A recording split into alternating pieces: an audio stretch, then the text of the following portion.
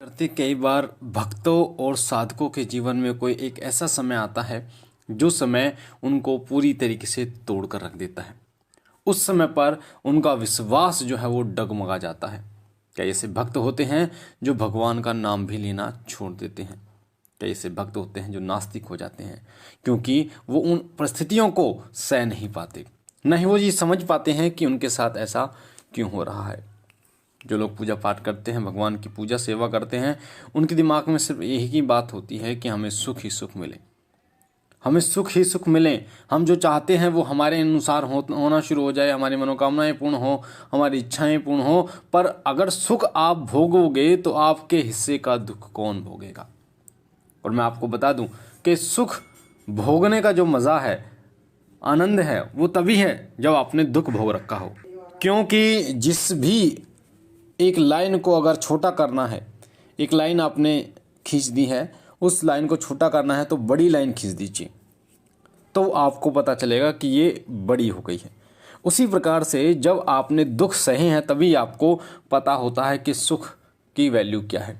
एक भूखे को ही अन्न का पता होता है कि अन्न कितना जरूरी है और कितना महत्वपूर्ण और कितना विशेष है। जिसके तन पे कपड़े नहीं हैं वो कपड़ों की वैल्यू जानता है, और जिसके पास घर नहीं वो घर की वैल्यू जानता है। इसलिए कि जब दुख आपके जीवन में आते हैं तभी आपको सुखों का अनुभव होता है।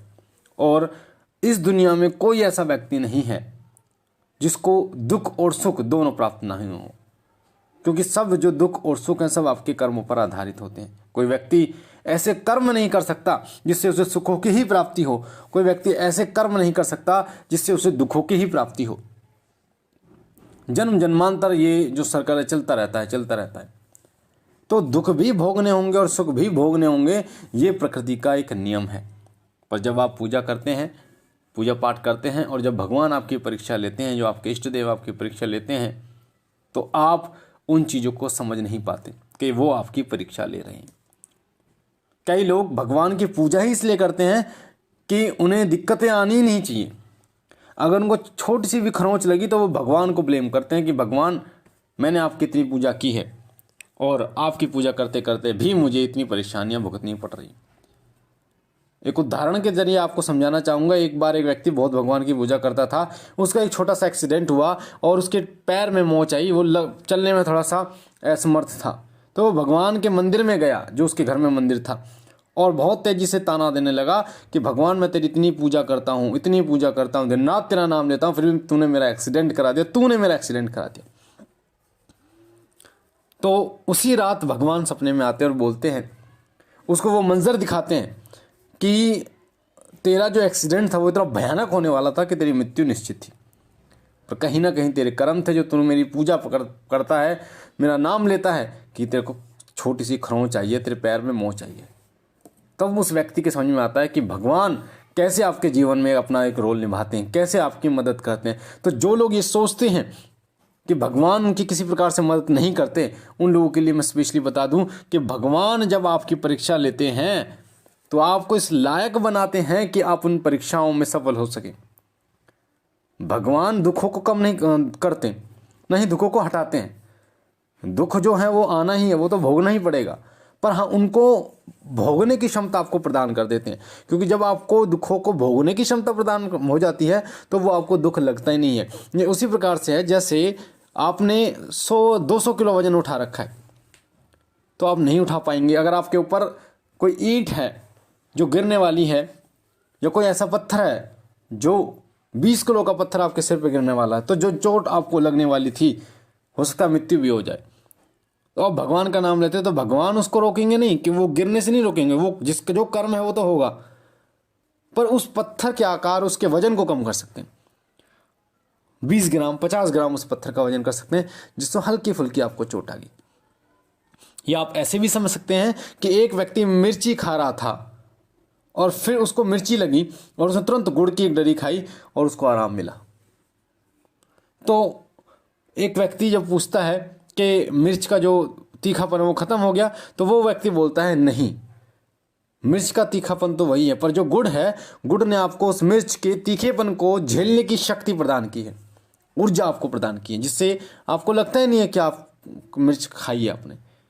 तो परमात्मा भगवान आपके जीवन में जो रोल प्ले करते हैं, आपके जीवन में जो रोल निभाते हैं, वो यही होता है कि वो आपको इतनी क्षमता प्रदान करते हैं कि आपको दुख नहीं लगता, दुख आपको लगता ही नहीं है। इसीलिए कभी भी भगवान को दोष देने का कार्य मत करना। जो काम आप कर रहे हो अपनी बुद्धि से कर रहे हो, अपनी इच्छा से कर रहे हो।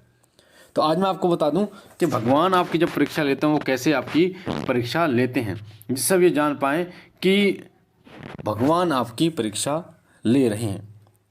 भगवान जब आपकी परीक्षा लेते हैं तो कई बार ऐसा होता है कि आप खाना खा रहे होते हैं और आपके दरवाजे पर कोई व्यक्ति आ जाता है, भूखा मांगने वाला जिसे कहते हैं, या कई बार कोई गाय आ जाती है, कुत्ता आ जाता है, और उस समय आप अपनी थाली से उसे रोटी खिला दें तो इसका मतलब है कि भगवान प्रसन्न हैं आपसे।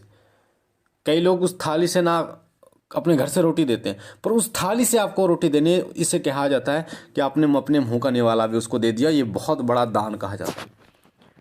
तो ये लक्षण अगर आपको दिखे तो भगवान आपकी परीक्षा लेना। कई बार भगवान ऐसे परीक्षा आपके लेते हैं कि कोई व्यक्ति, आप कहीं जा रहे हैं और कोई व्यक्ति ठंड से कांप रहा है, तो आपके मन में भाव आ जाता है, आप उसके लिए कंबल या अपनी ही जैकेट या अपना ही कोई कपड़ा दे दें।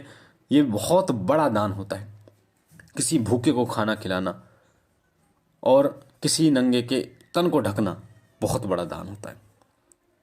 तो कभी भी परमात्मा की बनाई हुई जो चीज़ें हैं, जीव जंतु और जितने लोग असहाय हैं, खाने में असहाय हैं, पीने में असहाय हैं, कपड़े लत्ते में असहाय, उनकी मदद करना ही सबसे बड़ी परीक्षा होती है। भगवान ऐसे लोगों पर सदैव भगवान कृपा करते हैं। कभी भगवान पर विश्वास मत तोड़ना, क्योंकि वो सदैव रहते हैं आपके साथ, भव से पार आपके वो करते हैं। भक्त सुदामा को आप जानते हैं। भक्त सुदामा भगवान श्री कृष्ण के बहुत बड़े भक्त थे और गरीबी में इतने थे कि उनके घर में 2 वक्त का खाना भी नहीं था। और जब जैसे तैसे वो भगवान श्री कृष्ण के दरबार में आए, लोग हंसने लगे कि ये भगवान द्वारिकाधीश का कैसे दोस्त हो सकता है। और अब जानिए कि उन्होंने कभी भगवान का साथ नहीं छोड़ा, और पहले जब भी वो कुछ भी खाते थे तो सबसे पहले भगवान को भोग लगाते थे और उनको धन्यवाद करते थे। और भगवान ने उनकी ऐसी किस्मत, ऐसा जीवन पलटा कि जब वो भगवान द्वारिकाधीश के महल में थे तब सुदामा जी के लिए महल तैयार हो रहा था, स्वर्ण के वस्त्र उनके लिए तैयार हो रहे थे, उन परिवार के लिए। और आज सुदामा जी का नाम भगवान श्री कृष्ण के साथ लिया जाता है और वो भगवान श्री कृष्ण के लोग गोलोक को पधार गए। तो गोस्वामी तुलसीदास जी के बारे में आप जानते हैं। गोस्वामी तुलसीदास जी जो भगवान श्री राम के अनन्य भक्त थे, हनुमान जी के अनन्य भक्त थे, जब उनको शारीरिक पीड़ा हुई, उनके जो शरीर है उस पर घाव उनके होने लगे, बीमारी उनको हो गई, तब उन्होंने हनुमान जी से विनती की और लाख विनती करने पर भी नहीं आए, तो उन्होंने विश्वास नहीं तोड़ा और हनुमान जी की कृपा के कारण उन्होंने हनुमान साठिका की रचना की। हनुमान साठिका, अगर जिनको नहीं पता उनको बता दूं, हनुमान साठिका एक ऐसा स्तोत्र है, एक ऐसा पाठ है जिससे शारीरिक रोगों पर विजय प्राप्त की जा सकती है हनुमान जी की कृपा से। तो ऐसे लोग जिन्होंने भगवान पर विश्वास कभी नहीं तोड़ा, अगर आप भी अडिंग रहते हैं भगवान के ऊपर, आप भी भगवान के साथ रहते हैं कि हाँ वो मेरे हर पल साथ हैं, तो आपका भी बेड़ा पार होगा ही होगा। भगवान आपके भौतिक जीवन को तो सुखमय बनाएंगे, साथ ही आध्यात्मिक जीवन को भी सुखमय बनाकर आपको स्वर्ग की प्राप्ति होगी। इसलिए कभी भगवान पर विश्वास मत तोड़ना, सदैव उन पर विश्वास करना, क्योंकि टोटे नफे सबके घर में आते हैं, पर भगवान जो है वो सदैव आपकी रक्षा करते हैं। मुझे आशा है ये जानकारी आपको पसंद आई होगी। पहली बार चैनल पे हैं तो चैनल को लाइक कीजिए, शेयर कीजिए, सब्सक्राइब कीजिए, ताकि जो जानकारी हम डालें वो सबसे पहले आपको मिले। बाबा भोलेनाथ से मैं विनती करता हूँ कि बाबा भोलेनाथ आप पर अपनी असीम कृपा बनाए रखें, आप और आपका परिवार सदा सुखी रहे, खुश रहे। हम मिलते हैं एक नई जानकारी के साथ, तब तक के लिए ओम नमः शिवाय, ओम नमः शिवाय, ओम नमः शिवाय।